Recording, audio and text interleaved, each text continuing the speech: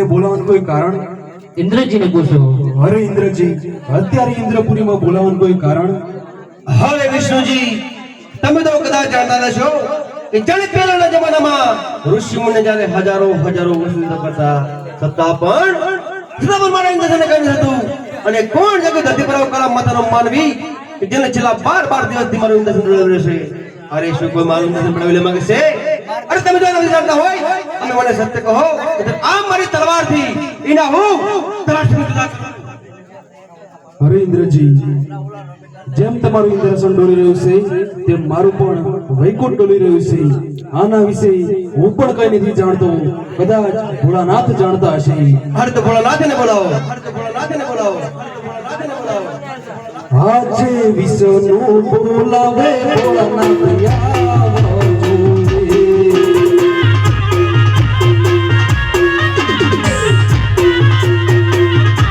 આવો જોઈ તો પૂરીનો ઝાડ, વિશ્વનું બોલાવે ભોળાનાથ આવો જોડે.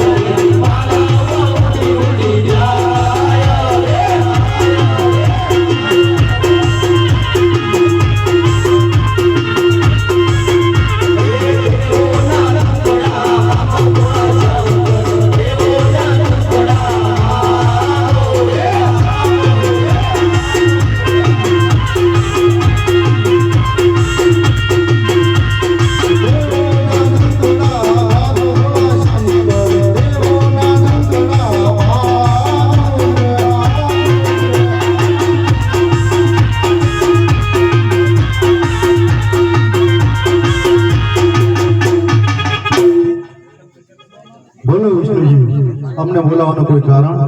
ઇન્દ્રજીને પૂછો. બોલો ઇન્દ્રજી. હરે મહાદેવ, તમે તો દેવોના દેવ મહાદેવ છો.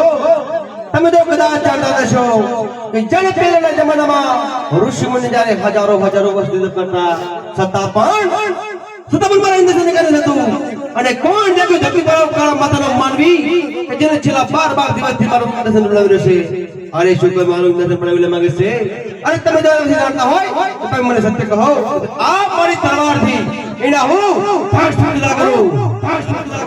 અરે ઇન્દ્રજી, આટલો બધો ક્રોધ સારો નહીં. ક્રોધ કરવાથી બુદ્ધિનો નાશ થાય છે. તમારું ઇન્દ્રાસન કોઈ પણ આવી લેવા માંગતો નથી, પરંતુ મારો લાડીલો પ્રેમીલો એવો પોકરણ ગઢની અંદર રાજ કરતો એવો અજમન રાજા જે મારી ભક્તિ કરી રહ્યો છે, તે માટે મારે અમને સપના રૂપે દર્શન દેવા પડશે. તો બંને દેવો તમે જાઓ દરબાર. દેવો જાઓ તમે દેવો ને દરબાર.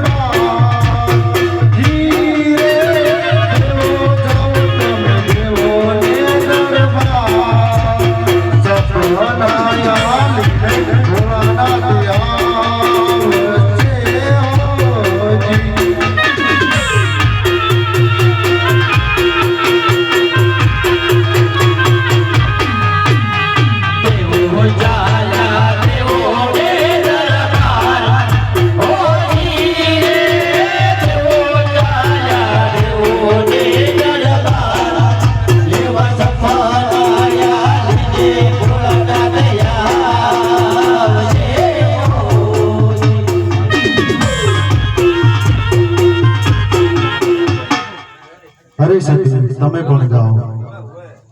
પાર્વતી જાઓ કૈલાસપુરમાં જાજી રે, પાર્વતી જાઓ કૈલાસપુરમાં સપનાયા ભોળાનાથ આવશે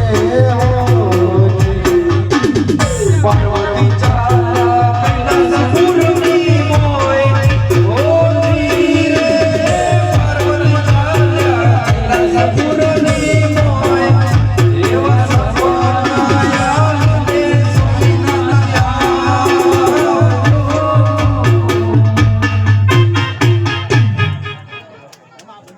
હરે વિષ્ણુજી, તમારે મને એક વચન આપવાનું છે. અરે મોટા બંધુશ્રી, એવી તો કઈ વાત છે કે જેનું નાના ભાઈને મોટા ભાઈને વચન આપવું પડશે. અરે વાત જ એવી છે કે તમારે વચનની મને જરૂર પડી છે. અરે મોટા ભાઈ, તો લો આ નાના ભાઈના જમણા હાથના તમને વચન છે. વિષ્ણુ જાઓ તમે વૈકુંઠમાં જાજી રે, વિષ્ણુ જાઓ તમે વૈકુંઠમાં સપનાયા ભોળાનાથ આવશે વિષ્ણુ ચાલ્યા વૈકુંઠની મોય ઓજી રે વિષ્ણુ ચાલ્યા વૈકુંઠની મોય એવા સપનાયા લઈને ભોળાનાથ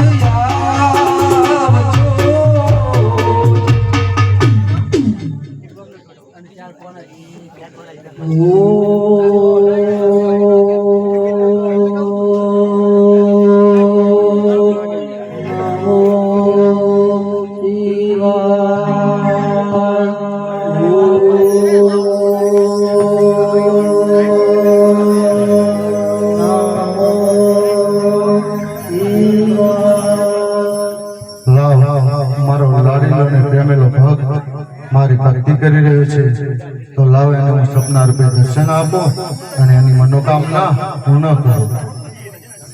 અરે અજમલ રાજા, તમે દ્વારકામાં જાઓ, જળ જમનાની જારી અને સવા શેર ઘીના લાડુ પહેલા પ્રભુને જમાડજો અને પછી તમે જમજો. જો દ્વારકાનો નાથ તમારા જરૂરથી દુખડા પાકશે. શંકર ચાલ્યા કૈલાસપુરમાં જાજી રે, શંકર ચાલ્યા કૈલાસપુરમાં સપનાયા લીધે ભોળાનાથ ચાલ્યા